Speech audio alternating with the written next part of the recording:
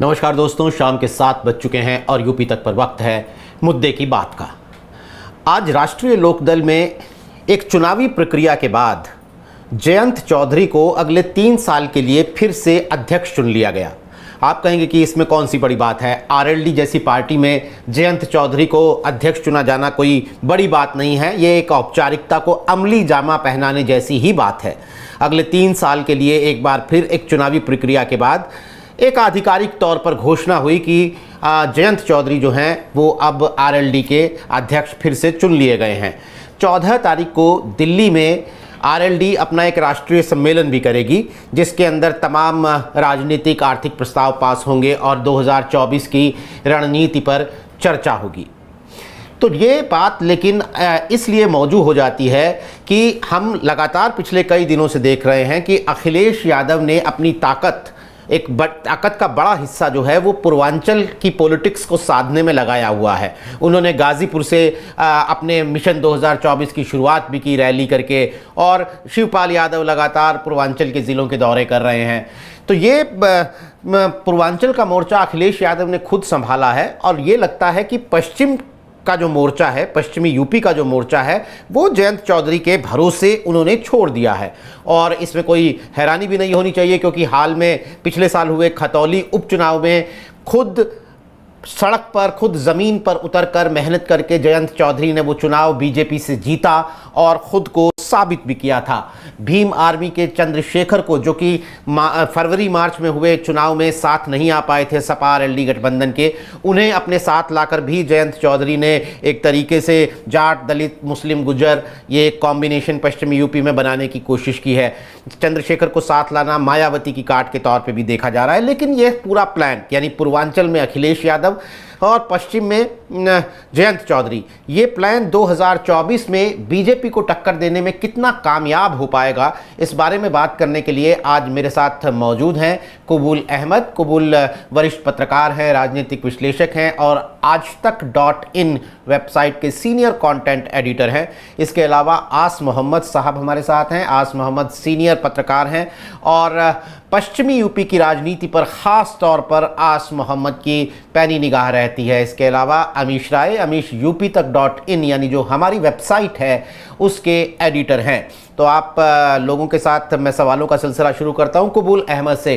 कुबूल, क्या अब ये मान लिया जाए कि ये एक रणनीति, ये जो 2024 के लिए या 2022 में जो ये लड़कों की नई जोड़ी बनी थी अखिलेश और जयंत चौधरी की, इन्होंने 2024 के लिए ये रणनीति बना ली है कि भाई पूर्वांचल या फिर एक तरीके से मध्यांचल अखिलेश यादव संभालें और पश्चिम जो है वो पूरी तरह जयंत चौधरी संभालेंगे। पश्चिम का असली खिलाड़ी इस गठबंधन में जयंत चौधरी ही है।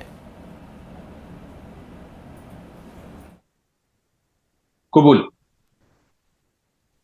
दरअसल नीरज भाई, 2022 के चुनाव के बाद जो इस गठबंधन ने सबक लिया है, मुझे लगता है वो सबक यही है कि अखिलेश यादव का जो पूरा चुनावी फोकस होगा वो पूर्वांचल पे होगा, और या फिर जो सेंट्रल उत्तर प्रदेश है या खासतौर से यादव बेल्ट है, उन इलाकों में अखिलेश यादव फोकस करेंगे।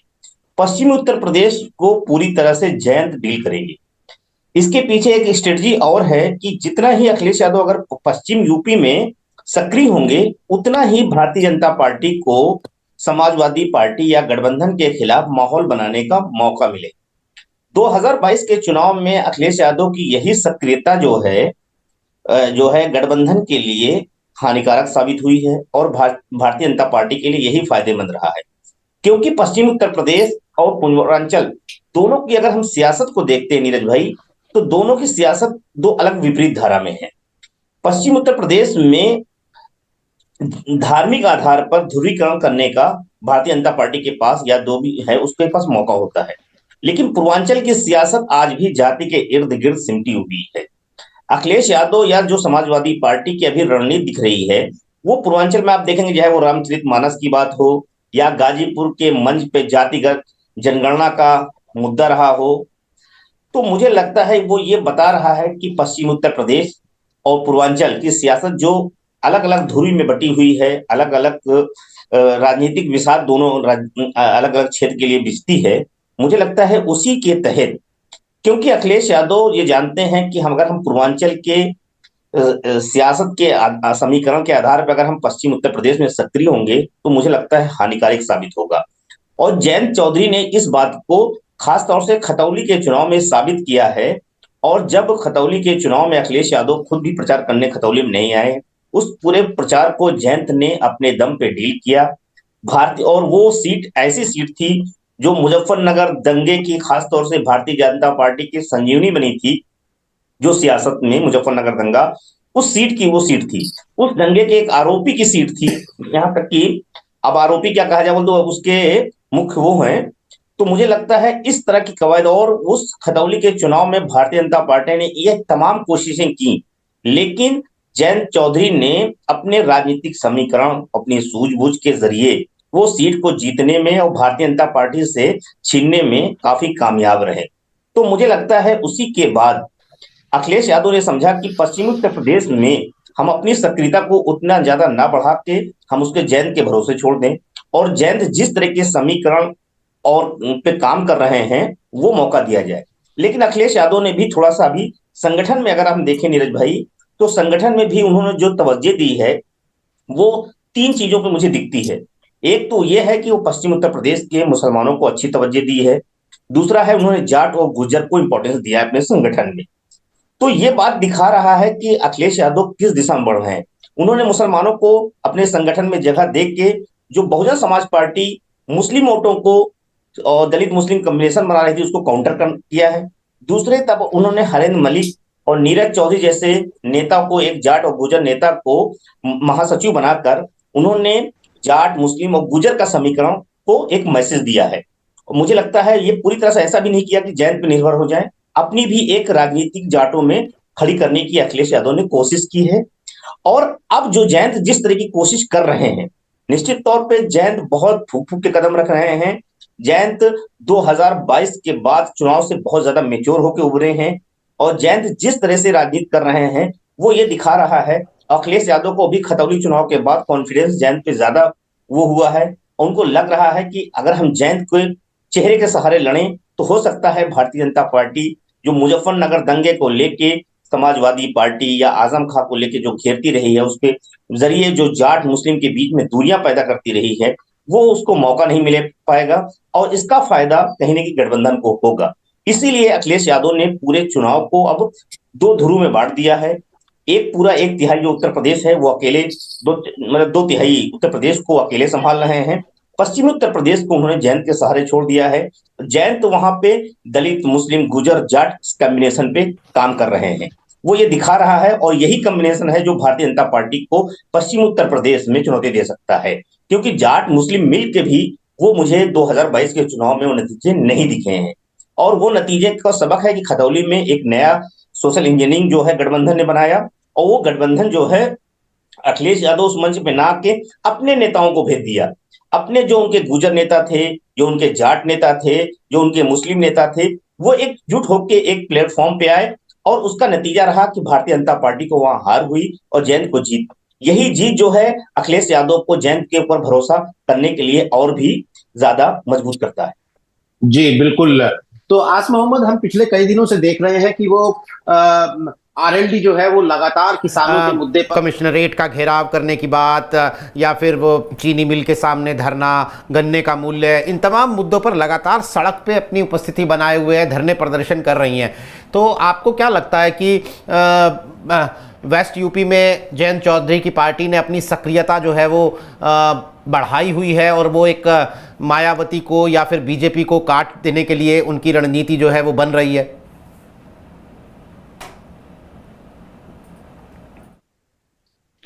धन्यवाद नीरज जी। एक तो यह है कि कल ही लोकदल के 5 विधायक किसानों के मुद्दों को लेकर के धरने पर बैठ गए थे। दूसरा यह है कि आज भी लोकदल के 3 विधायक एक महापंचायत में किसानों के मुद्दे पर शामिल हो गए। तो जो बात आपने कही है अपने शब्दों से, वो तो सत्य यही सिद्ध हो गई है।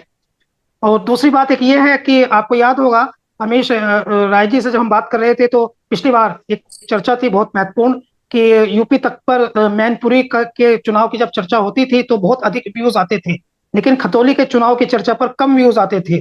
लेकिन अब हालत यह है कि चुनाव को लगभग जो है वो 1.5 महीने से ज्यादा, मतलब रिजल्ट आए भी 1.5 महीने से ज्यादा 8 तारीख को आया था, 8 दिसंबर को।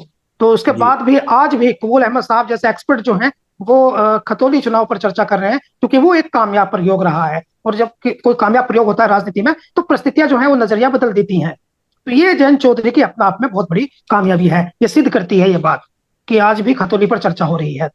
दूसरी बात यह है कि मैं चौंकाने वाली बात कह रहा हूँ, हो सकता है कि ये बात जो है वो आपको लगे कि कहीं से मेरी बात, लेकिन इत्तेफाक ये है कि अब तक जो चर्चा में मैंने कहा है संभवतः एसटीपी को लेकर के 99% बात जो है वो सच सी साबित होती जा रही है। तो ये भी चौंकाने वाली बात यह है कि लोकदल जो है, राष्ट्रीय लोकदल जो है, वो उत्तर प्रदेश में अपना पूर्व का जो उनका 4 सांसद सर्वाधिक जीतने का रिकॉर्ड है, वो 4 सांसद के रिकॉर्ड की या तो बराबरी कर सकती है या उन्हें जीत सकती है।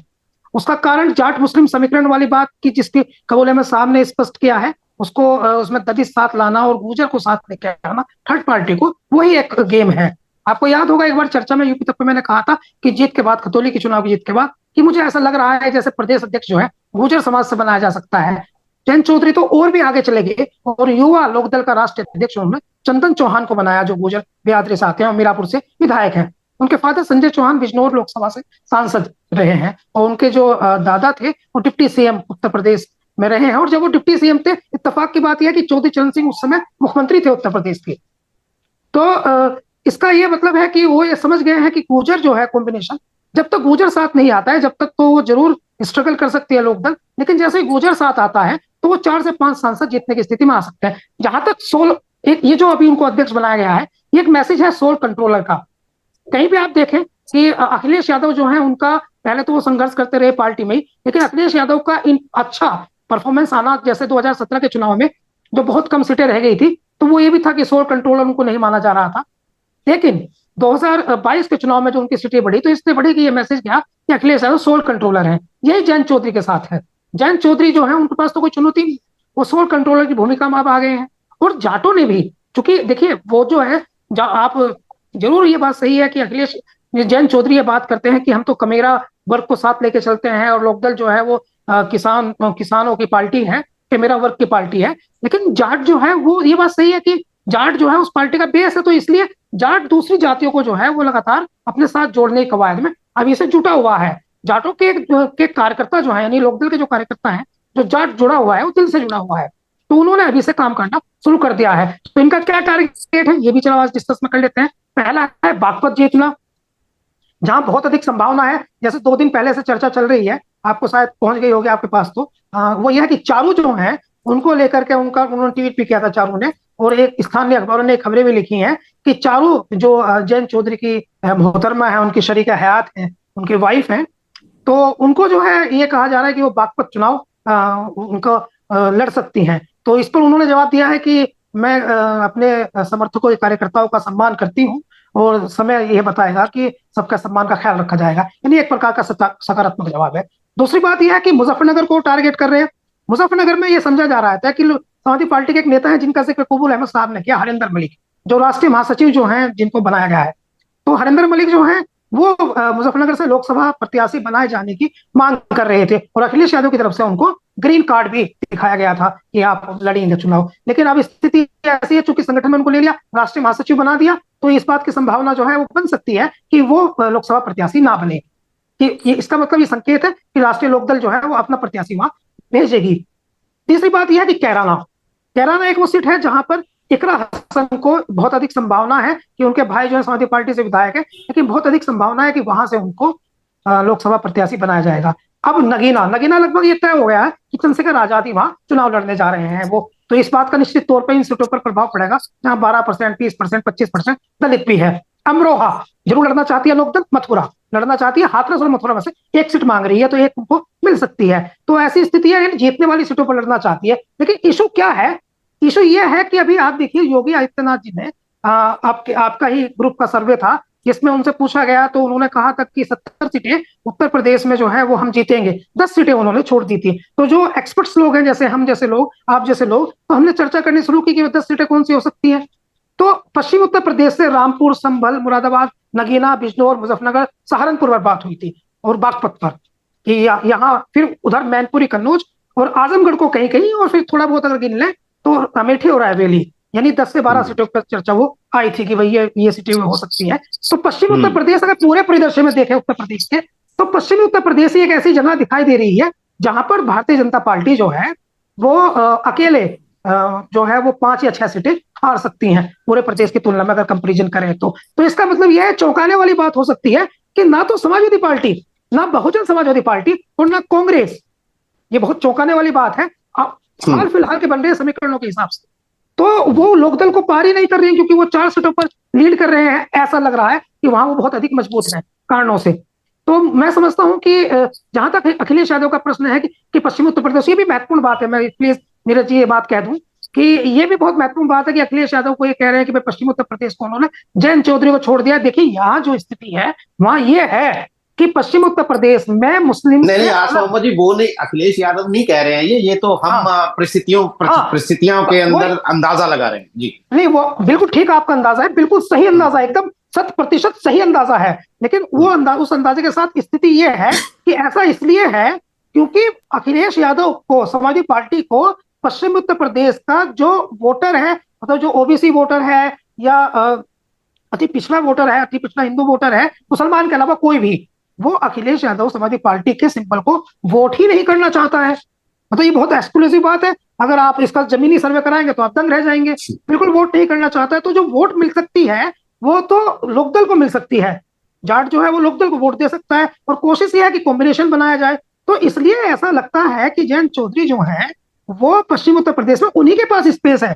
अखिलेश यादव जो है उनके पास स्पेस ही नहीं है, उनके पास वहां स्पेस है जहां यादव वोट बैंक है अधिकतर, तो उनके पास स्पेस ही नहीं है, तो स्पेस ही जयंत चौधरी के पास है। फिर जयंत चौधरी ने चंद्रशेखर आजाद को साधा, फिर तपस्वी कहकर के राहुल गांधी को साध लिया, उनके भी तो दिल में जगह बना ली ना प्यार से।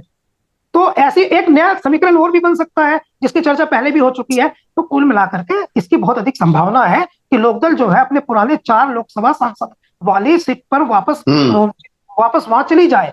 तो ये बिल्कुल ठीक आकलन आपका है। ठीक है, काफी दिलचस्प बात आप बता रहे हैं। हालांकि बहुत दिन है, लेकिन आपने तो सीटों पर उम्मीदवार भी बता दिए।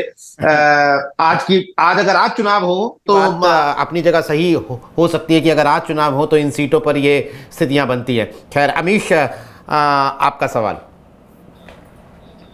जी, मैं कबूल भाई से सवाल लूं उससे पहले, चूंकि हमारे दर्शक हमें यूट्यूब पर देख रहे हैं और फेसबुक ट्विटर पर भी लाइव है हम लोग, हमने यूट्यूब पर इस चर्चा को से जुड़ा हुआ एक पोल भी पूछा है कि 2024 के चुनाव में पश्चिमी यूपी में सबसे ज्यादा सीटें कौन जीतेगा। हमने 4 ऑप्शन दिए हैं, बीजेपी, सपा, अरली गठबंधन, बसपा और कांग्रेस। तो हम अपने दर्शकों से ये अपील करते हैं कि इस पोल में ज्यादा से ज्यादा संख्या में हिस्सा लें और कमेंट्स में हमारे सवाल भी पूछे ताकि हम अपने एक्सपर्ट्स से उस सवालों के बारे में तफसील से उनकी राय ले सके। इस पोल का नतीजा जब डिबेट हम क्लोज करेंगे तो नीरज जी बताएंगे। कबूल भाई, पश्चिमी यूपी में जयंत चौधरी किंग मेकर बनेंगे, इसकी इस बात पर चर्चा तो तभी से शुरू हो गई जब उनको राज्यसभा का सांसद बना दिया गया समाजवादी पार्टी के उस पर, और जब खतौली उपचुनाव में अखिलेश को माइनस करने के मतलब चेहरा के तौर पर अखिलेश माइनस रहे, उसके बावजूद खतौली उपचुनाव समाजवादी पार्टी गठबंधन जीतने में कामयाब रहा।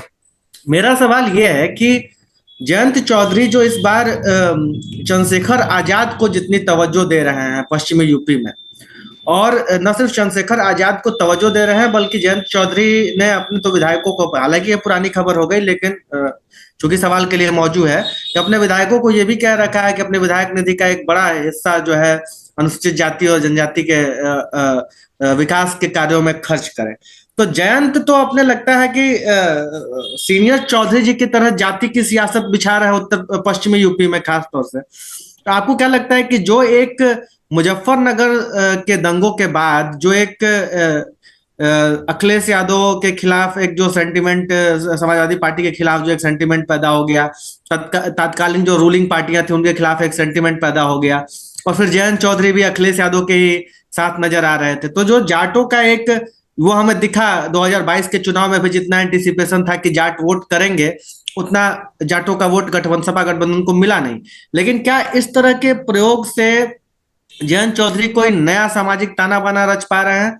और क्या ये प्रयोग मुजफ्फरनगर दंगों से जो उनको सेटबैक लगा है इस गठबंधन को, उसको दूर करने में मदद करेगा? और पश्चिमी यूपी से बीजेपी का जो एक साम्राज्य बना हुआ है, क्या वो टूटेगा? आप म्यूट पर हैं कुबुल भाई। दरअसल पश्चिमी उत्तर प्रदेश की जो सियासत है वो इस मौजूदा समय में दो पार्टियों के बीच जो है सिमटी हुई है। एक है भारतीय जनता पार्टी के पास है, और दूसरा अगर कोई प्लेयर अभी मौजूदा समय में है वो तो जयंत चौधरी, जो पश्चिमी उत्तर प्रदेश की सियासत में अहम भूमिका अदा कर सकते हैं। कभी बसपा की सियासत यहाँ हुआ करती थी, और बसपा की सियासत इसी आधार पे हुआ करती थी कि दलित मुस्लिम और गुर्जर कॉम्बिनेशन बनता रहा है, और वही कॉम्बिनेशन जो है बहुजन समाज पार्टी को पश्चिम उत्तर प्रदेश में जीत दिलाता रहा, जिसमें सैनी वोट भी कहीं कहीं उनके साथ रहा करता था। लेकिन वो चीज जो है दरअसल इसलिए बसपा कमजोर हो गई क्योंकि एक बड़ा तबका दलितों का भी उनसे अलग हुआ, मुसलमानों का तो अच्छा मतलब पूरा का पूरा वोट ही शिफ्ट हो गया। तो अब उत्तर प्रदेश में, और यहाँ पे जो अभी आज भाई कह रहे थे, ये बात सच है कि पश्चिमी उत्तर प्रदेश में अगर हम थोड़ा सा गाजियाबाद का इलाका और बुलंदशहर का इलाका छोड़ दें तो कहीं भी यादव वोट है नहीं। थोड़ा बहुत गाजियाबाद में है, और जो थोड़ा बहुत है वो बुलंदशहर के सिकंदराबाद विधानसभा सीट पे है। इसके अलावा कहीं यादव वोट है नहीं। जहां भी यादव वोट है 5,000, 4,000, 10,000, 20,000, ऐसे ज्यादा किसी भी लोकसभा क्षेत्र में नहीं है। समाजवादी पार्टी की सियासत पश्चिम उत्तर प्रदेश में जो रही है वो किसानों के जरिए और मुसलमानों के जरिए रही है। किसान और मुसलमान के जरिए वो अपनी राजनीति मुलायम सिंह यादव साधते रहे, और उससे पहले अजगर और मजगर की जो कॉम्बिनेशन था आरएलडी का, वो चौधरी चरण सिंह के जमाने में वो उसके जरिए साधते रहे हैं। लेकिन मुजफ्फरनगर का दंगा, उससे एक और चीज बता दें अमीश भाई कि 2014 से पहले भारतीय जनता पार्टी पश्चिम उत्तर प्रदेश में अपनी जड़ें नहीं जमा पाई थी। उसका एक बड़ा रीजन था राम मंदिर आंदोलन के दौरान भी आप देखेंगे तो वो पूर्वांचल, सेंट्रल यूपी, ब्रज के इलाके में भारतीय जनता पार्टी जीतने में तो सफल रही, लेकिन पश्चिमी उत्तर प्रदेश में उस तरह के नतीजे वो नहीं ला पाई थी। उसके पीछे यही था कि जो जाट वोट था वो कहीं ना कहीं भारतीय जनता पार्टी के खिलाफ रहा, और वही चीज जो है, और उसमें भारतीय जनता पार्टी तब सफलता पाई है जब मुजफ्फरनगर का दंगा हुआ, और वो दंगा जाट और मुसलमानों के बीच हुआ। तो जो मुसलमान और जाट के बीच कॉम्बिनेशन रहा, उसके बीच जो है गहरी खाई पैदा हुई, और वो गहरी खाई इतनी गहरी हो गई कि उस जख्म ने सबसे बड़ा अगर किसी को दर्द दिया है तो वो आरएलडी थी। आरएलडी की दर्द इस तरह हुआ कि जयंत चौधरी और उनके पिता अजीत चौधरी लगातार 2 चुनाव हारे लोकसभा का। 2014 में हारे, 2019 में हारे। आप समझ सकते हैं कि कितनी बड़ी बात है। आप बागपत और मुजफ्फरनगर जैसी सीट हार जा रहे हैं। मुजफ्फरनगर में 2019 में बड़ी संख्या में मुसलमानों ने वोट दिया, लेकिन जाटों का वोट उन्हें 45% के आसपास मिल पाया, 40 से 45%। तो आप इससे समझ सकते हैं इनको दूसरी ना वहां कश्यप ने वोट दिया, ना उनको वहां पे सैनियों ने वोट दिया, तो तमाम जो गुजरों ने वोट दिया। तो मुझे लगता है ये चीजें भारतीय जनता, जो मुजफ्फरनगर का दंगा था वो सिर्फ समाजवादी पार्टी को नुकसान नहीं किया, सबसे ज्यादा अगर किसी को जख्म दिया तो आरएलडी का पूरा समीकरण ही ध्वस्त हो गया।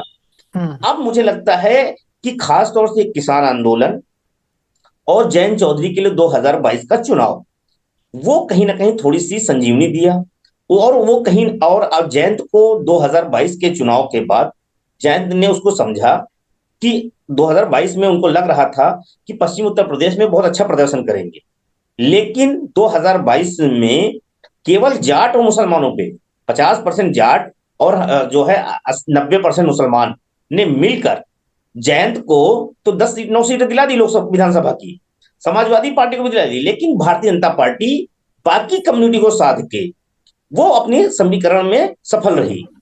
तो मुझे लगता है कि उससे जयंत ने ये समझा कि हम जाट और मुसलमान कॉम्बिनेशन बना के नहीं जीत सकते, और 2024 का चुनाव होगा वो तो मोदी के चेहरे पे लड़ा जाएगा। जो जाट अभी आया है विधानसभा में, और वो इस संभावना में आया है कि उत्तर प्रदेश में समाजवादी और पार्टी गठबंधन की सरकार बनने जा रही, तो मुझे लगता है कि 2024 में और चुनौतियां होंगी। इसीलिए उन्होंने खासतौर से गुज्जर जो कम्युनिटी है वो पश्चिमी उत्तर प्रदेश में और पूरे उत्तर प्रदेश में भले ही 1.5 से 2% हो, लेकिन कई ऐसी सीटें हैं जहां पे वो बहुत निर्णायक स्थिति में है, पहले आते हैं चुनाव में और माहौल बदल चले जाते हैं। अभी देखिए कि 2014 के बाद से लगातार गुर्जरों का वोट जो है वो भारतीय जनता पार्टी के साथ एकमुश्त जाता रहा, लेकिन मौजूदा समय में गुर्जरों के अंदर खासतौर से विधानसभा चुनाव से पहले एक चिंगारी उठती है, वो मिहिर गुर्जर के नाम से उठती है, लेकिन वो धीरे धीरे भारतीय जनता पार्टी को बैकफुट पे करती है। और इस बार जो है आरएलडी समाजवादी पार्टी दोनों ने अपने गुर्जर लीडरशिप को एक स्थापित किया है, चाहे वो नीरज गुर्जर के तौर पे समाजवादी पार्टी ने राष्ट्रीय महासचिव बनाया हो या अखिलेश यादव ने अतुल प्रधान को एक चेहरे के तौर पे स्टेब्लिश किया हो, खासतौर से अपने करीबी होने के नाते। दूसरी तरफ जो है आरएलडी ने गुर्जर वोटों को लेकर एक नया कॉम्बिनेशन स्थापित किया है कि वो लगातार उनके 3 विधायक गुर्जर हो चुके हैं, और वो आप देखिए भारतीय जनता पार्टी ने गुर्जरों के 6 विधायक जीत के आते हैं, लेकिन एक मंत्री बने हैं वो मेरठ के दक्षिण से हैं और वो राज्य मंत्री हैं। तो गुर्जरों को लग रहा है, मुझे लगता है यही चीज जो विपक्ष को लग रहा है कि ये मौका है कि हम गुर्जरों को अपने साथ जोड़ ले जाएं। आप देखें समाजवादी पार्टी ने एक अपने प्रवक्ता भी बना रखा है भाटी को, जो सामाजिक न्याय के मुद्दे पे इस वक्त सबसे ज्यादा मुखर है। तो मुझे लगता है यही आरएलडी को एक संजीवनी दे रहा है। अब बात आती है कि जो दलित कॉम्बिनेशन वो कैसे बन रहा है।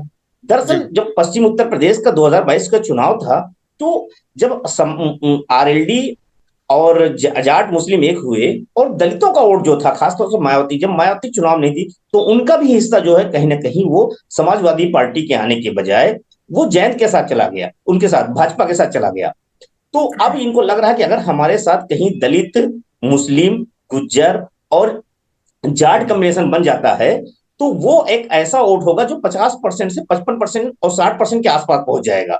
60% और 60% अगर ये वोट हम कहीं ना कहीं जोड़ ले जाते हैं तो बहुत सी ऐसी सीटें हैं जिनकी बात अभी आज भाई कर रहे थे। तो उसमें जो है वो खासतौर से बात हो कैराना की, मुजफ्फरनगर की बात हो, बिजनौर की बात हो, नगीना की बात हो, मेरठ की बात हो तो ये ऐसी सीटें हैं जहां पे वो एक अच्छा वोट निर्णायक भूमिका अदा कर सकती है।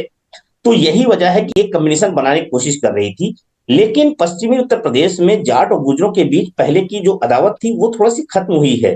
और अखिलेश जो जयंत हैं उन्होंने गुर्जरों को लेके एक बड़ा दिल अपना दिखाया है और पार्टी में अपने पुराने चेहरे को, पुराने वफादार परिवार के नेता को उस जगह पे बैठाया है, खासतौर से युवा का राष्ट्रीय अध्यक्ष बना के गुर्जरों के बीच एक मैसेज दिया है।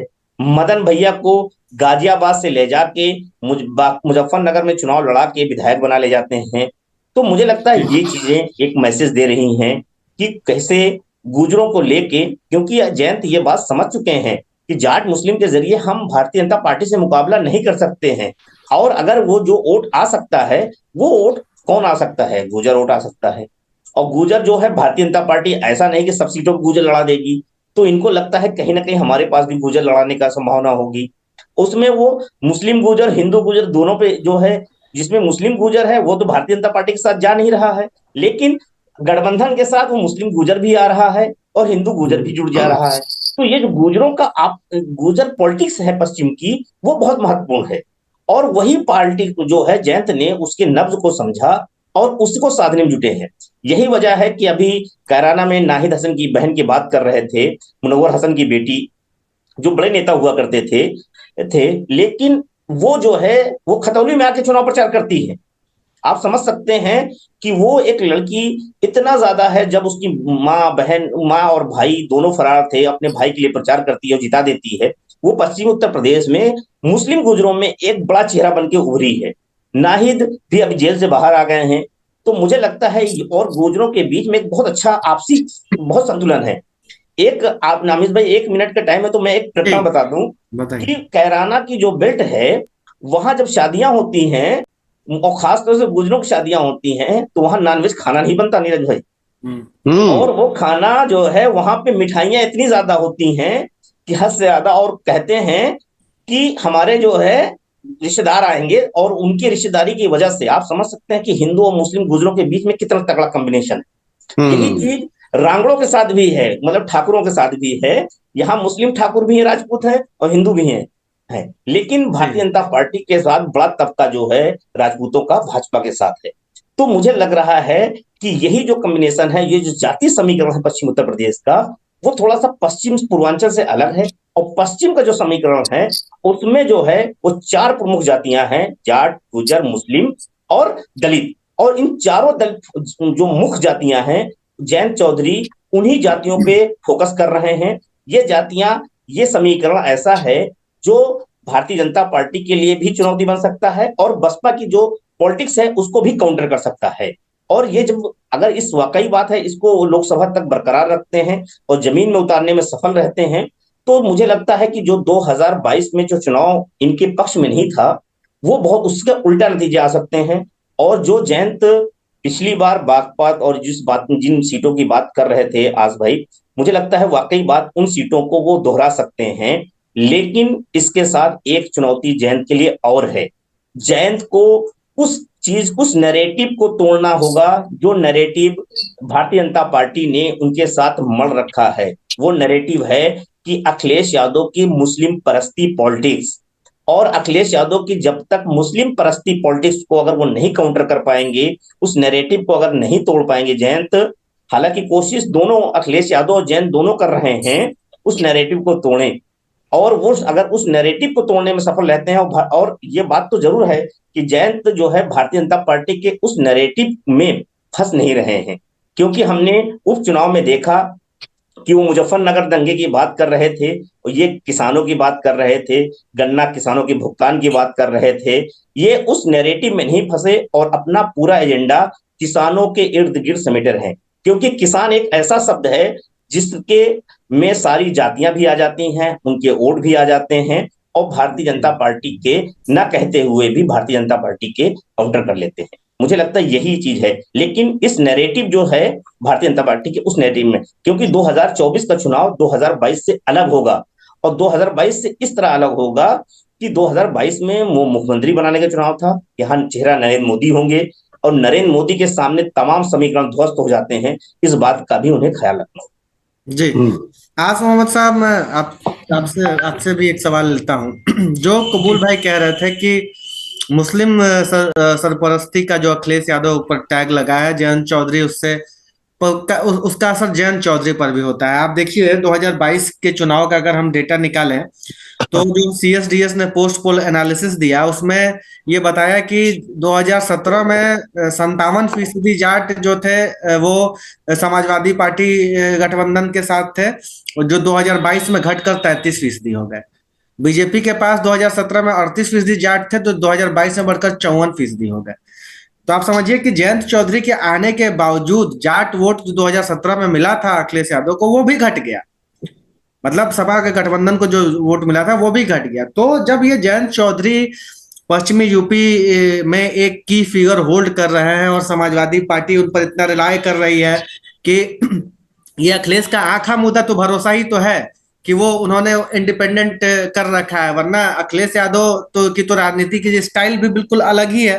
हालांकि इसमें दोहरे फायदे हैं, अखिलेश यादव को भी अपना फायदा नजर आ रहा है।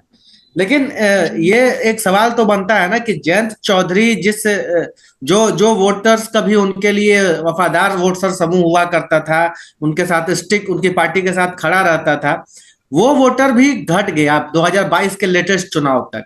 तो क्या जयंत चौधरी जब इस तरह का सामाजिक ताना बाना बुन रहे हैं, तो क्या ऐसा लग रहा है कि 2024 में जाट वोट भी उनकी तरफ घूमेगा? क्योंकि जैसा कबूल भाई कह रहे थे कि गुजर आते हैं तो माहौल बना देते हैं, वैसे ही जाट भी माहौल बना देते हैं। आपका मतलब वो एग्रेसिव कैंपेन होता है, जब दोनों जातियां कैंपेन करती हैं तो वो आपका थोड़ा बहुत नैया डोल भी रही होती है, तो आपके आसपास के माहौल मजबूत हो जाने से आप निकल जाते हैं, लहर को पार कर जाते हैं। तो क्या ऐसा आपको नजर आ रहा है जमीन पर? एक बात कि जाट आएंगे जयंत चौधरी का। दूसरी बात, ये मैं चंद्रशेखर आजाद वाली बात पर आपसे भी टिप्पणी लेना चाहूंगा कि चंद्रशेखर आजाद को जो ये बड़ा फिगर बनाया जा रहा है, आप खुद कह रहे हैं, एक्सक्लूसिव जानकारी दे रहे हैं कि लोकसभा का चुनाव भी चंद्रशेखर आजाद लड़ सकते हैं, तो उसका असर तो मेरा ऐसा मानना है कि भीम आर्मी खबरों में बनी हुई है, पूर्वी उत्तर प्रदेश से लेकर पश्चिमी उत्तर प्रदेश तक मैं उस आर्मी को धरना देते हुए देख रहा हूं विभिन्न मुद्दों पर। तो क्या ये फैक्टर ज्यादा असरदार साबित होगा? दलित वोट, खास करके जाटो वोट, क्या अखिलेश यादव के पाले में आ सकता है, गठबंधन के पाले में आ सकता है? देखिए अमीश जी, पहले तो धन्यवाद कबूल अहमद साहब का, जिन्होंने गुर्जर सब कम्युनिटी के रोल पर टू द पॉइंट बात की। अब आपके सवाल पर आता हूं। देखिए ये बहुत सही बात आपने कही है और मुझे खुशी है कि पूर्वांचल मध्यांचल से आप हैं और वहां से भी आपकी पैनी नजर इस बात पर है। देखिए उसका कारण ये है कि जब 2022 का विधानसभा चुनाव हुआ तो एक गलती तो ये हुई, कुछ भी आप समझ लीजिए कि जाटों को लगता था कि हाँ हमारा जो जयंत चौधरी हैं उनको डिप्टी सीएम का कैंडिडेट उनको घोषित किया जाना चाहिए था। तो 55-60% वोट जो जाटों का पड़ा वो 90-95% तुरंत पड़ जाता। एक स्थिति। दूसरी स्थिति, जाटों को इस बात से बहुत नाराजगी थी कि उनकी जो लोकदल की सीटों पर, जहां जाट बहुल सीटें थी, वहां पर जो प्रत्याशी चुनाव लड़े वे अखिलेश यादव की पार्टी के कार्यकर्ता थे। जैसे सिवाल खास में गुलाम अहमद के चुनाव लड़ने पर, गुलाम मोहम्मद के चुनाव, वो भी मौजूदा विधायक है, गुलाम मोहम्मद के चुनाव लड़ने पर, अभी कथनी और करनी का अंतर भी समझाऊंगा और पॉलिटिक्स को भी समझने की कोशिश करेंगे जयंत चौधरी और जाटों की इसी सिवाल खास से। तो सिवाल खास में गुलाम मोहम्मद जो है उनको प्रत्याशी जो है बना दिया था। तो उसके बाद जो है वो समाजवादी पार्टी के विधायक रहे थे, तो जाटों ने प्रदर्शन किया, फिर उनके जो है कई जगह धरने भी हुए, प्रदर्शन भी हुए, कुछ जगह पुतले भी फूके गए और बहुत बवाल भी मचा, लेकिन टिकट नहीं बदला गया। जयंत चौधरी जो है वो अड़े रहे कि नहीं, ये गठबंधन धर्म है, गुलाम मोहम्मद ही चुनाव लड़ेंगे, इन्हीं को जिताओ। तो गुलाम मोहम्मद चुनाव जीते और जाटों ने वोट दी उनको। ये मतलब बहुत आश्चर्यजनक बात थी। दूसरा, अशरफ अली खान जो थाना भवन से लड़ रहे थे, तो जाटों ने उनको वोट दी और एक तरफा वोट दी, सुरेश राणा वहां हार गए। तो फिर अनिल कुमार जो समाजवादी पार्टी के कार्यकर्ता थे, लेकिन पुरकाजी से आरएलडी के टिकट पड़े थे। चंदन चौहान खुद समाजवादी पार्टी के कार्यकर्ता थे, नेता थे समाजवादी पार्टी के, और उनको आरएलडी के टिकट पर चुनाव लड़ाया गया। तो ये नाराजगी थी कहीं से। दूसरी बात, जाटो जो है, जैसे आपने कही ये बात, एक क्वालिटी है जाटो की। गुर्जर जो है उससे मैं ये मानता हूं, मतलब मेरी निजी सोच है ये, कि गुर्जर जो है उससे 20 साल जाट राजनीतिक परिपक्वता के हिसाब से आगे है, और बल्कि विकास में गुर्जर जो है वो जाटों की तुलना में अधिक जो है वो राजनीतिक समझ नहीं रखता है। इसलिए ऐसा इसलिए दिखाई देता है कि पश्चिमी उत्तर प्रदेश में गुर्जर अपना एक भी नेता खड़ा नहीं कर पाए हैं, जबकि जाट संख्या में गुर्जर से कम है, लेकिन वो अपना नेता जो है वो संजीव बालियान को नेता उन्होंने बना दिया, राकेश टिकैत वो अराजनीतिक संगठन में है लेकिन उनको नेता बना दिया, जयंत चौधरी को नेता स्थापित कर दिया, और समाजवादी पार्टी में हरेंद्र मलिक को उन्होंने राष्ट्रीय महासचिव बन गए।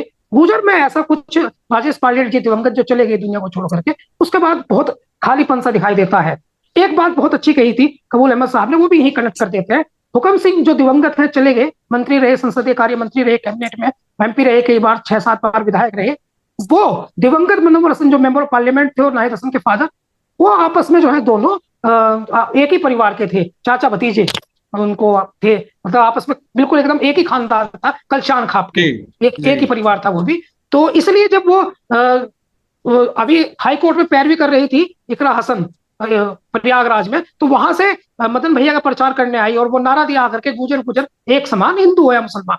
तो ये बहुत सही बात कही कबूल अहमद साहब ने। तो एक तो ये चीज महत्वपूर्ण है। दूसरी बात यह है कि अगर जैसे सोल कंट्रोलर की बात है, सोल कंट्रोलर शो होते हैं जयंत चौधरी, और ऐसा लगता है कि भाई इनके काम में किसी प्रकार का कोई दखल अखिलेश यादव का नहीं है। जैसे ये मैसेज जाता है कि अखिलेश यादव का दखल है, तो जाट चर्चा करना शुरू कर देगा। लेकिन जैसे ही ऐसा लगता है कि जयंत चौधरी अपना फैसला खुद ले रहे हैं, जैसे भारत जोड़ो यात्रा में अखिलेश यादव तो ने कुछ कहा, जयंत चौधरी ने कहा कि तपस्वी है, और फिर अपनी टीम को कहा, अपने लोगों को कहा कि पूरा स्वागत करो, पूरे दल बल से इनके साथ लगो, पूरा समर्थन करो। तो जाटों को वो बात अच्छी लगी, इसलिए अच्छी लगी जाटों को वो बात कि जयंत चौधरी ने अपना फैसला, इंडिपेंडेंट फैसला लिया। तो इंडिपेंडेंट फैसले जयंत चौधरी जब लेते हैं तो जाटों को खुशी होती है, जाट उन्हें बढ़ाना चाहता है, जाटों के मन में उनके प्रति जो है वो जाटों ने तय कर लिया है कि इनको हमें नेता बनाना है। और जाट जो है, जैसा आप कहते हैं ना, गुर्जर प्रभावशाली कौम है, मार्शल कौम, वो फ्लोटिंग वोट लेकर जाती है अपने साथ। जाट जो है वो उनसे भी उनका अगर रेट देखें कि एक गांव में जो है कितनी वोट गैर जाट जातियों की है, वो कितना वो वोट भी देती है, तो जाट उनसे भी बेहतर परफॉर्मेंस देता है, यानी दूसरी जातियां जो है तो उनसे भी ज्यादा उनको लेकर जाता है। तो ये भी एक चीज है। फिर जाट जो है वो असरदार भी है, मतलब असरदार, उससे अलग भी असरदार है, मतलब वोट को जो है वो घुमाना भी जानते हैं, माहौल को बनाना भी जानते हैं, टेक्निकली, पॉलिटिकली वो ज्यादा इंटेलिजेंट कौम है। ये उसका वो जयंत को इसलिए बढ़ा भी रहे हैं। तो अगर वो ऐसा लगता है कि भाई ये इंडिपेंडेंट रहेंगे, और ऐसी स्थिति जो हमने यहाँ चर्चा की है कि 2 सीटें कांग्रेस को और 3 सीटें समाजवादी पार्टी को और 4 सीटें लोकदल को, अगर ऐसा हो जाता है तो और ऊर्जा से जुटेगा जाट। तो पहला प्रश्न तो ये है कि वो अगर सोल कंट्रोल वैसे जाता है तो जाट और ज्यादा ऊर्जा से जुटेगा और कार्यकर्ता बनकर जुटेगा। एक और एडवांटेज है जो मतलब बेहतरीन, आप कहेंगे कि वो बहुत बेहतरीन बात है, वो ये है कि भारतीय जनता पार्टी की टक्कर के कार्यकर्ता, यानी भारतीय जनता पार्टी के कार्यकर्ताओं को बूथ पे कोई कार्यकर्ता चैलेंज कर सकता है और वो लाठी का जवाब लाठी से दे सकता है या डटकर खड़ा हो सकता है, विरोध कर सकता है। तो वो कार्यकर्ता इतना दबंग, इतना दमदार कार्यकर्ता लोकदल का कार्यकर्ता ही है। इसका प्रैक्टिकल उन्होंने दिखाया है जब जिला पंचायत अध्यक्ष को लेकर के पूरे उत्तर प्रदेश में जो चाहे वो हो रहा था, पर्चा छीन के अखिलेश यादव जी के जो बहुत करीबी थे उनके हाथ से पर्चा छीन के ले गए लोग। तो ऐसी स्थिति में बागपत में जिस दिन जिला पंचायत अध्यक्ष का चुनाव हुआ तो 50,000 लोग जो है वो सड़कों पे आ गए हुए, लेकिन वहां कोई घालमेल कोशिश बहुत की लेकिन हो नहीं पाई। ये तो पहला तो ये इसका ये जवाब है कि जाट अगर जुटता है और पूरे मन से जुटता है तो फिर वो निश्चित तौर पर जयंत चौधरी को 4 से 5 4 लोकसभा सीट जिता ले जाएगा। लेकिन इसमें ईमानदारी गठबंधन की ये होनी चाहिए कि जिन सीटों पर, जैसे कबूल भाई ने चर्चा को बढ़ा दिया कि गाजियाबाद है, मेरठ है और ऐसी सीटें हैं जहां जाट है तो लेकिन कम जाट है और वो लोकसभा जिताने की स्थिति में नहीं है, तो वहां जो लोकसभा का प्रत्याशी आता है तो उसको भी वो वहां सहायता करे, उन सीटों पर भी वो सहायता करे। जैसा देखने में आया कि हाथरस में, कासगंज में, मथुरा में या इस बार जो आगरा में जो जाट है उसने जो है समाजवादी पार्टी को के गठबंधन को वोट नहीं किया, तो ये एक बहुत बड़ा पॉइंट है। तो वहां भी वो उसको ईमानदारी से वो करे, वो भी उसका भी असर पड़ेगा। यही गठबंधन धर्म है चूंकि वहां समाजवादी पार्टी का कैंडिडेट आएगा। अब दूसरी बात महत्वपूर्ण बात जो आपने पूछी है चंद्रशेखर आजाद के बारे में, देखिए चंद्रशेखर आजाद जो है इसमें अब कोई दो रास्तों की बात नहीं बची है कि चंद्रशेखर आजाद जो है वो लगातार बढ़ते जा रहे हैं और इसका भीम आर्मी का अब चर्चा तो कम लोग करते हैं, आजाद समाज पार्टी की चर्चा भी अब होने लगी है। पहले भीम आर्मी जो है चर्चा में नंबर 1 पर थी और आजाद समाज पार्टी पे कोई बात नहीं करता था, बल्कि इस बात से नाराज रहते थे कि बहुजन समाज पार्टी जब पहले से हमारी पार्टी है तो आजाद समाज पार्टी क्यों। लेकिन वो विकल्प पर विचार करने लगे हैं, बल्कि ये जाटों वाली दलील देते हैं, कह रहे देखो सुनो यार, जाट कितना इंटेलिजेंट है कि वो अपने बहुत सारे नेता बनाता है, तो हमारे पास बहन जी तो नेता है लेकिन अब हमें एक नेता और चाहिए, तो क्यों ना चंद्रशेखर को बढ़ाए। और इस बात पर चर्चा होने लगी है। तो विकल्प के तौर पर जैसे ऑब्जेक्शन किल्ड होता है ना, ओके ऑब्जेक्शन किल्ड, तो ऑब्जेक्शन किल्ड नहीं हो रहा है, विकल्प को खुला रख रहे हैं। और खासकर दलितों के जो लड़के हैं, जो नौजवान हैं, युवा हैं, वो चंद्रशेखर आजाद को नेता लगभग मानने लगे हैं। अब बहुत विश्वास से उनको वे भी महत्वपूर्ण कार्य करता है। अभी देखिए बूथ पर जो है जहां जाट जितना महत्वपूर्ण कार्य करता है, तो दलितों के जो नौजवान है वे भी बूथ के कार्यकर्ता है, बूथ तक लेकर के जाएंगे। तो ये 2-3 चीजें हैं जो चेंजेस आया है, जो बड़ा चेंजेस आया है और ये चेंजेस निश्चित तौर पर दिखाई देंगे। लेकिन सबसे महत्वपूर्ण बात जो है वो वही है जो कबूल अहमद साहब ने कही है, और वो ये है कि गुर्जर जो है वो की फैक्टर है। तो ये प्लस होते हैं और इनके कार्यकर्ता जुटते हैं, तो निश्चित तौर पर जो है ये चेंजेस जो है वो पश्चिमी उत्तर प्रदेश में लोकदल के लिए बहुत बेहतर साबित होंगे। और जयंत चौधरी उत्तर प्रदेश के सबसे बड़े सांसद, 4 सांसद आप देख रहे हैं, दूसरी पार्टी के तो दिखाई नहीं दे रहा ना कि जीतते हुए। अमेठी और रायबरेली के अलावा, कन्नौज और मैनपुरी के अलावा तो और कहीं अगर थोड़ा बहुत सोच ले तो आजमगढ़ तो कहीं स्पेस नहीं दिखाई दे रहा। और बहुजन समाज पार्टी का तो एक भी कहीं प्रत्याशी जीतता चुनाव नहीं दिखाई दे रहा, अगर गठबंधन जैसी स्थिति नहीं आती है तो इसलिए लोकदल जो है वो लीड कर रही है इन सारी पार्टियों में लोकसभा चुनाव। जी। कबूल भाई, चंद्रशेखर का चूंकि जिक्र आ गया है तो मैं यहाँ मायावती की बात करना चाहता हूँ। बहुत सारी सीटों पर पश्चिमी यूपी की मुस्लिम दलित कॉम्बिनेशन जो है वो हार जीत की स्थिति बना देता है।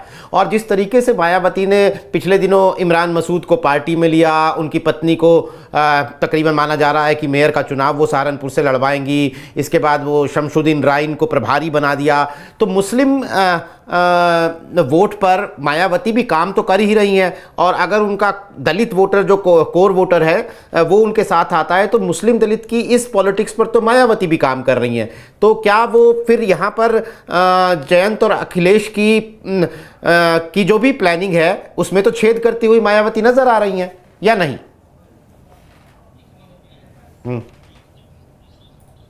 तो मैं उसी पे, जब आज भाई बोल रहे थे तो मैं उसी पे काम कर रहा था, इत्तेफाक से आपने वही सवाल पूछा है। दरअसल दलित मुस्लिम कॉम्बिनेशन जो है उसका ही ताकत थी कि जयंत मतलब मायावती ने 2019 के चुनाव में पश्चिम उत्तर प्रदेश की 4 लोकसभा सीटें जीतने में सफल नहीं, और एक सीट जो है फिर मामूली वोट से वो हार गई। तो अगर देखा जाए लबोलुआब तो 5 ऐसी सीटें हैं जहां पे बसपा जीतने वाली स्थिति में रही है, और खासतौर से मेरठ की हम बात कर रहे हैं, मेरठ में रिकाउंटिंग में वो हार गई। इसके अलावा सहारनपुर, बिजनौर, नगीना, अमरोहा, ये 4 सीटें बसपा ने जीता था। इस 4 सीटों में से एक दलित है और 3 मुसलमान, और जो हारे थे वहां भी मुसलमान था। तो ये चीजें ये दिख रही हैं कि उस वक्त के जो समीकरण थे, उस वक्त समाजवादी पार्टी और बसपा एक थी, और उस दोनों समीकरण में पश्चिम उत्तर प्रदेश की 7, मतलब खासतौर से हम अगर रोहेलखंड तक चलें तो 7 लोकसभा सीटें गठबंधन जीतने में सफल थी, जिसमें से 4 बसपा जीती थी और 3 समाजवादी पार्टी जीती थी, जिसमें से एक सीट जो है समाजवादी पार्टी अपनी गंवा चुकी है, रामपुर। और रामपुर में आजम खां के 2024 में भी चुनाव लड़ने की कोई संभावना नहीं दिख रही। उनके बेटे अभी विधायक हैं, अगर उनके परिवार से कोई नहीं लड़ता तो मुझे नहीं लगता कि रामपुर में समाजवादी पार्टी की दोबारा वापसी हो सकती है। एक चीज। दूसरी चीज कि बसपा ने निश्चित तौर पे दलित मुस्लिम कॉम्बिनेशन पे मायावती काम कर रही है, लेकिन 2019 के चुनाव से 2024 का चुनाव जो है बहुत ही अंतर है, गंगा का पानी बहुत बह चुका है। तो मुझे ये चीजें देखना होगा, क्योंकि जो मायावती पश्चिम उत्तर 2019 में गठबंधन के साथ जो पश्चिम उत्तर प्रदेश की 4 सीटें जीतने में सफल थी, उस वक्त मुसलमानों का वोट, दलितों का वोट उन्हें मिला और उसके दम पे जीती थी, लेकिन आज मुस्लिम वोट उनके साथ फिलहाल नहीं है। अब बात आती है सहारनपुर में। सहारनपुर में कौन चुनाव लड़ेगा? क्या मायावती अपने चारों कैंडिडेट को चुनाव लड़ा पाएंगी? एक चीज, पहला सवाल, क्या चारों कैंडिडेट बसपा के सिंबल पे लड़ेंगे? एक ये बात है। दूसरी बात है, क्या वो चारों सांसद बसपा के साथ बने रहेंगे? ये अगर वहां पे निश्चित तौर पे, और जो चारों नेता जीते हैं, निश्चित तौर पर चारों नेता अपनी अपनी ताकत रखते हैं, उनका अपना एक आधार है। सहारनपुर में हाजी फजलुर रहमान जीते थे, उनके प्रति मेयर चुनाव में हारने की प्रति सिंपैथी थी, और इमरान मसूद की जो पॉलिटिक्स थी उसके लोग वहां खिलाफ थे। और फजलुर रहमान के अंदर, क्योंकि पैसे वाले आदमी हैं, समाज सेवा बहुत करते हैं, लोगों की मदद करते हैं, उसकी सिंपैथी उनके साथ थी। और दूसरी तरफ गठबंधन के साथ प्रत्याशी थे, तो मुसलमानों का वोट उनको एक तरफा मिला। दूसरी तरफ यह है कि दलितों का वोट भी उन्हें मिला। इस आधार पर वो जीतने में सफल रहे। लेकिन जैसे ही इमरान मसूद आएंगे, अगर इमरान मसूद लड़ते हैं, तो क्या वो दलित मुसलमानों को यूनाइट रख पाएंगे? वो मुसलमानों को भी, क्योंकि उनके वहां पे 2 पक्ष हैं, तो मुझे लगता है मुसलमान भी अब उनके साथ उतनी ताकत से नहीं रहेगा जिस तरह से पहले काजी रशीद मसूद के साथ रहता था, क्योंकि वहां पे पसमानदा और अशराफ मुसलमानों के बीच एक बहुत दीवार खड़ी हो चुकी है। फजलुर रहमान, आसू मलिक जैसे नेता वहां पे पसमानदा की पॉलिटिक्स कर रहे हैं, तो वहीं पे ये इमरान मसूद अशराफ की पॉलिटिक्स करते हैं, तो उनको ये चीज मुझे थोड़ा दिखती है। दूसरी बात है कि इमरान मसूद की जो पॉलिटिक्स थी वो दलितों को भी क्या जोड़ पाएंगे, क्योंकि दलितों को लेके जिस तरह का उनका एटीट्यूड रहा है वो भी एक बड़ी बाधा है। अब दूसरी बात आते हैं बिजनौर। बिजनौर में गुर्जर कैंडिडेट हैं, मनुक नागर अभी बसपा से विधायक सांसद हैं, पुराने नेता हैं, पैसे वाले नेता हैं। लेकिन क्या मनुक नागर को हमने पिछले दिनों देखा तो उनका भारतीय जनता पार्टी के प्रति प्रेम भी दिख रहा था, तो क्या मनुक नागर उनके साथ बरकरार रहेंगे? दूसरी बात है नगीना से गिरीश चंद है। गिरीश चंद और बिजनौर जो है, ये नगीना दोनों सीटें बसपा की प्रयोगशाला रही हैं, यहाँ जीते। अमरोहा कुंवर दानिश अली वो जीते हैं, आक्रामक नेता हैं, क्या लेकिन बसपा के चुनाव पे उनको लड़ा पाएगी? टिकट मिलेगा? एक। दूसरा क्या है कि अगर टिकट भी मिलता है तो क्या वो चुनाव लड़ पाएंगे, जीत पाएंगे? एक। अब आ जाइए मुरादाबाद संभल, दोनों सीटें। मुरादाबाद हो सकता है समाजवादी पार्टी अपने कैंडिडेट को लड़ाए, लेकिन संभल में मुझे नहीं उम्मीद है कि शफीकुर रहमान बर्क इस बार सपा कैंडिडेट होंगे। मेरठ में हाजी याकूब कुरैशी हैं, वो जेल में हैं, उनका पूरा परिवार जेल में है। वो अब तो चुनाव लड़ने के बाद हमको लगता नहीं लगता कि वो चुनाव में आएंगे। एक है। अब बसपा को पश्चिमी उत्तर प्रदेश में मजबूत, अगर उनके पास याकूब कुरैशी के अलावा कोई विकल्प बनता है तो शाहिद अखलाक बन सकते हैं। इसके अलावा मुझे कोई नहीं। दूसरी बात है कि अभी आस भाई कह रहे थे बसपा के वोट के लिए कि उनका चंद्रशेखर आजाद नगीना से लड़ सकते हैं। दरअसल नगीना की सीट का एक बड़ा समीकरण है, वहां 35% मुस्लिम वोट है, 34 से 35% मुस्लिम वोट है, 22% वहां दलित वोट है, मिला के ही अच्छा खासा वोट हो जाता है। लेकिन आज भी चंद्रशेखर सामूहिक रूप से दलितों के नेता के तौर पर अभी नहीं स्वीकार है। पश्चिम उत्तर प्रदेश में दलितों के नेता के तौर पे मायावती का अभी भी आधार बना हुआ है। हाँ, लेकिन अब उस तरह से ताकत नहीं रहेगी। लेकिन आज भी बड़ा तबका अभी भी है, यूथ चंद्रशेखर के साथ है। लेकिन अगर जब बसपा चुनाव मैदान में होगी और चंद्रशेखर होंगे तो उस समय गिरीश चंद्र हार्डकोर जो है अम्बेडकराइड हैं, एकदम मायावती के वफादार नेता हैं। मायावती ने उनको खास तवज्जो भी दी है। तो मुझे नहीं लगता कि गिरीश चंद्र जिस तरह के सक्रिय हैं वो मुसलमानों और दलितों के बीच में भी कॉम्बिनेशन बनाए रहते हैं। चंद्रशेखर के साथ जो है बहुत ही अभी संदेह है। वो मुसलमानों के साथ, उनके साथ तो जुड़ सकता है, लेकिन वो दलितों को अपने साथ जोड़ पाएंगे, ये चुनौती है। हाँ, अब बात आती है मायावती दरअसल क्या दलित मुस्लिम जो कॉम्बिनेशन बना रही हैं उसको अमली जमा पहना पाएंगी, वो भी तब जब खास तौर से समाजवादी पार्टी, जयंत चौधरी, ये इनका जो गठबंधन है वो बहुत मजबूत स्थिति में होगा। ऐसे में मुसलमानों का वोट क्या बसपा को पसंद करेगा या नहीं। मुझे लगता है कि मायावती के साथ एक बड़ा इल्जाम है कि भारतीय जनता पार्टी की बी टीम के तौर पे हैं, उन पे संदेह रहता है। बहुत सारे लोग उनके साथ उस तरह से नहीं खड़े होते हैं। ये एक बड़ा कारण है मायावती का। उस नैरेटिव को मायावती तोड़ने की लगातार कोशिशें कर रही हैं, बहुत लगातार सक्रिय हैं, लेकिन वो अभी तक उसमें सफल नहीं हो पाई। दूसरी तरफ अखिलेश यादव लगातार जमीन पर उतर चुके हैं, काम कर रहे हैं, और इसके पैरेलल एक पॉलिटिक्स और खड़ी हो रही है, और वो पश्चिम उत्तर प्रदेश से खड़ी हो रही है नीरज भाई। वो पॉलिटिक्स है मुस्लिम धर्म, जो रिलीजियस लीडरशिप है वो बहुत तेजी से एक्टिव हुई है। अभी मैं कुछ दिनों से देख रहा हूं, तो अभी लखनऊ में मुस्लिम पर्सनल लॉ बोर्ड की मीटिंग होती है, उसमें समान नागरिक संहिता, वो ऐसे मुद्दे जो खासतौर से पोलराइजेशन के लिए बहुत मुफीद हो सकते हैं भारतीय जनता पार्टी के लिए। आज ही अभी 5 बजे से दिल्ली के रामलीला मैदान में जमीयतुल उलमा हिंद, जिसका खासतौर से वो सहारनपुर से है, देवबंद से ताल्लुक रखती है, महमूद मदनी उसके नेतृत्व, 3 दिन का सम्मेलन शुरू हो रहा है। और मुस्लिम पर्सनल लॉ बोर्ड, जमीयतुल उलमा हिंद, ये ऐसे संगठन हैं जिनका अपना आधार है पश्चिम उत्तर प्रदेश में। अच्छा है, और इन्होंने ये बात कहा है कि हम समान नागरिक संहिता को लेकर आर पार के मूड में हैं, लड़ेंगे, रैलियां करेंगे, माहौल बनाएंगे। इस तरह की अगर रिलीजियस लीडरशिप खड़ी होती है और ये चीजें होती हैं, तो मुझे लगता है कि जो कोशिश आरएलडी कर रही है या समाजवादी पार्टी कर रही है खामोशी से, वो कहीं ना कहीं जो उसके सॉफ्ट हिंदुत्व के एजेंडे के तहत ये लोग जोड़ना चाहते हैं, मुझे लगता है जैसे ही मुस्लिम रिलीजियस लीडरशिप आक्रामक होगी, वो कहीं ना कहीं और भी हिंदू मुस्लिम के बीच गहरी खाई पैदा करेगी। और यही चीज जो है, इसको काउंटर करने के पास इनके पास कोई तरीका मुझे अभी नहीं दिख रहा है, क्योंकि ये जितने लोग हैं ये बहुत उस तरह के नेता हैं, बहुत जज्बाती बातें करते हैं, और खासतौर से अगर वो नैरेटिव बढ़ा गया तो भारतीय जनता पार्टी को फायदा ही दिलाएगा। और जो 2024 जो भारतीय जनता पार्टी का पश्चिम उत्तर प्रदेश में एक एजेंडा है कि हम वो तमाम सीटें, इस पूरी लड़ाई में अगर नीरज भाई हम देखें तो जो सबसे ज्यादा नुकसान होने जा रहा है वो बहुजन समाज पार्टी का होने जा रहा है। बहुजन समाज पार्टी जो 2014 में 0 सीटों पे थी और पश्चिम उत्तर प्रदेश की 4 सीटें जीतने में सफल रही थी, वो 4 सीटें हमको लगता है समाजवादी पार्टी या आरएलडी उन पे कब्जा करने की कोशिश में है, वही जो है। और भारतीय जनता पार्टी को इसमें कहीं भी कोई भी एक सीट अगर भारतीय जनता पार्टी से जाती हुई मुझे दिख रही है तो वो एक जा सकती है मुजफ्फरनगर या बागपत, ये जो जहां पे भी काम कर रहे हैं। लेकिन हम 2022 के चुनाव के नतीजों को देखें तो उसमें मुझे जहां पे गठबंधन को बढ़त मिली थी पश्चिम उत्तर प्रदेश के, वो लोकसभा सीटें हैं मुजफ्फरनगर, मेरठ, बिजनौर, मुरादाबाद, संभल, रामपुर, कैराना, ये ऐसे जिले हैं जहां पे इनको बढ़त मिली थी। इसके अलावा हर जिले की हर लोकसभा सीटों में देखा जाए तो भारतीय जनता पार्टी की बढ़त थी। वो भी तब बढ़त थी जब योगी आदित्यनाथ का चेहरा था, मोदी का चेहरा नहीं था। लेकिन जब मोदी का चेहरा होगा तो मुझे लगता है इसमें कई ऐसी सीटें हैं जो डैमेज हो सकती हैं। मेरठ जैसे सीट इनके इससे गड़बड़ा सकती है।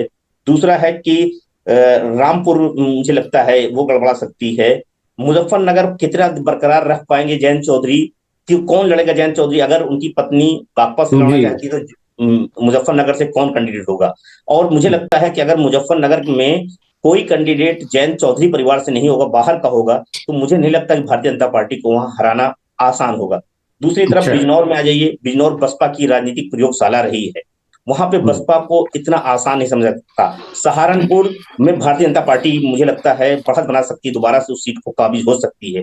बाकी जगह मुझे इस तरह से लग रहा है कि ये पूरी जो चुनाव के प्रकरण है उसमें बसपा को ही सबसे बड़ा झटका लग रहा है।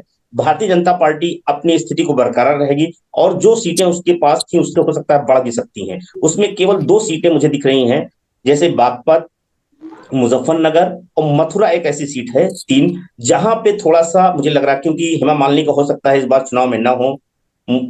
इसके अलावा मेरठ में भी भारतीय जनता पार्टी अपने कैंडिडेट को लेकर थोड़ा सा उहापोह में दिख रही है। नोएडा में भारतीय जनता पार्टी के कैंडिडेट को लेकर चीजें तमाम तरह की हो रही हैं।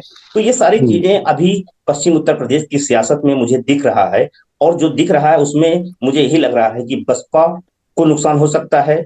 आरएलडी के पास खोने के लिए कुछ नहीं, लोकसभा में जो भी है पाने के लिए है। समाजवादी पार्टी के लिए भी खोने के लिए कुछ नहीं है। वो मुरादाबाद और संभल जैसे सीट जो प्योर मुस्लिम सीटें हैं, अगर संभल में वो यादव मुसलमानों को एकजुट ले जाते हैं तो संभल भी बरकरार रख पाएंगे। मुरादाबाद सीट पूरी तरह से मुस्लिम बेस्ड सीट है, उसको जीत सकती हैं। रामपुर हो सकता है खाली एक सीट है, रामपुर में अगर अच्छी स्ट्रेटजी अपनाते हैं तो उसको बरकरार रख सकते हैं। अमरोहा सीट गड़बड़ा सकती है बसपा की। तो मुझे इस तरह की चीजें पश्चिम उत्तर प्रदेश में दिख रही है। ठीक है, एक सवाल आपसे थोड़ी संक्षिप्त टिप्पणी चाहूंगा आस मोहम्मद। हम 2024 की बात तो कर रहे हैं मौजूदा परिस्थितियों के मद्देनजर, लेकिन अभी और ये कहा जा रहा है कि मायावती ने निकाय चुनावों के लिए खास तैयारी कर रखी है। पिछली बार भी उनके 2 मेयर पश्चिम से ही जीते थे और वो मुसलमानों को बहुत ज़्यादा कहें या मतलब अच्छे खासे टिकट देने वाली हैं। तो वहाँ से खेल क्या कुछ पलट सकता है निकाय चुनावों से और मायावती सीन में आ सकती हैं? आपको क्या लगता है? कबूल भाई ने अपनी टिप्पणी दी, लेकिन आपको क्या लगता है वहाँ पर ज़मीनी हकीकत देखते हुए? आपको भी सुन करके जो है वो अच्छा लगेगा। बहुजन समाज पार्टी जो है वो पहले तो लोकसभा में एक रिकॉर्ड बनाने जा रही है। उनके जो 10 सांसद हैं, जो इस समय 10 सांसद हैं, उनमें से 8, जहां तक मेरी जानकारी है, वो बसपा के सिंबल पर चुनाव ही नहीं लड़ेंगे। तो पहले तो ये इंटरेस्टिंग बात है।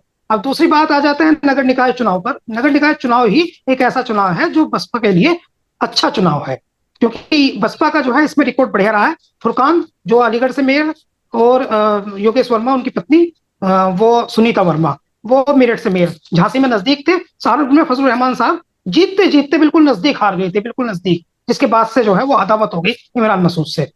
तो ये इसके अलावा और भी बहुत सारी इसकी राजनीतिक परिस्थितियां हैं, कुछ भौगोलिक स्थितियां हैं और कुछ जो है सामाजिक ताना बाना है। इस पर मैं कई बार चर्चा कर चुका हूं। तो इसलिए ये कह देना कि बसपा जो है वो निकाय चुनाव में बेटर परफॉर्मेंस उसकी हो सकती है, लेकिन लोकसभा में इसके बिल्कुल उलट होगी, क्योंकि लोकसभा में तो उनके जो सांसद प्रत्याशी हैं उनमें से लगभग 4 से तो मैं ही बात कर चुका हूँ, 8 ऐसे हैं जो लगभग जो है उनके सिंबल पर जो है चुनाव लड़ने की उसकी संभावना है नहीं। तो नीरज जी, चूंकि बात लोकदल पर हो रही है, तो इस समय की स्थिति यह है कि पश्चिम उत्तर प्रदेश में चूंकि जिक्र कर दिया कबूल भाई ने, तो इसलिए एक बात तो उन्होंने बहुत बढ़िया, चूंकि पत्रकार का माइंड होता है ना, खोज के लाता है, मुजफ्फरनगर वाली उठा दी है, तो वो बात जो है थोड़ा सा अभी गर्भ में है और उसके लिए इंतजार कीजिए, वो बाहर आ जाएगी कुछ समय के बाद ही। लेकिन हाँ, ये सही है कि जो संकेत उन्होंने दिया है वो प्रभावी है, तो उसमें एक चेंज चल रहा है, वो चेंज उसमें समय के साथ हो जाएगा। अब यह है कि बसपा जो है वो निकाय चुनाव में बेहतर करेगी और वहीं पर उनका ज्यादा कंसंट्रेशन है, लेकिन उसके बाद 2024 में उसका बहुत ज्यादा असर नहीं होने वाला है। अगर वो अकेले लड़ेंगे तो मैं समझता हूँ बहुत चौंकाने वाली बात है कि शायद वो उत्तर प्रदेश में 2014 जैसा हाल उनका हो जाए और एक ही सीट उनको जो है ना मिल पाए, एक भी सीट उनको ना मिल पाए। नीरज जी नीरज जी एक बात मैं यहाँ थोड़ा एक बात कहना चाहूंगा। बिल्कुल। अभी आज भाई कह रहे थे कि दरअसल मेयर के चुनाव में एक चीज और है।